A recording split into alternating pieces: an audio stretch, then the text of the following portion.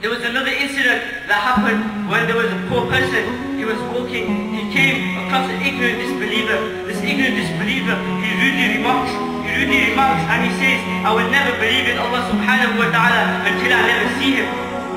So this poor person, he was a believer of Allah, he had strong faith, he gets angry, he picks up a stone, he throws it at his head, and this ignorant disbeliever, he starts screaming out of pain. He goes up to the poor person, he drags him towards the judge, and he says to the judge, this person has put my head into pain.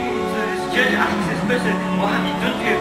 So he narrates the story to him, and he says, I threw a stone at him, and he says, this was because he says he will never believe in Allah because he does not see him.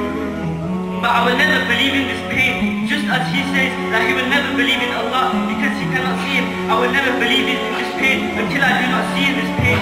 So this disbeliever, he gets shocked, this ignorant disbeliever, he gets shocked that a lie hits his heart, and he says, this is true. How can my pain, if it cannot be seen, how can it be believed? Then Allah, how can he has to be believed even though he cannot be seen? So this judge, he says, truly the punishment for ignorant disbelievers that do not believe in Allah is the throwing of a stone at the person's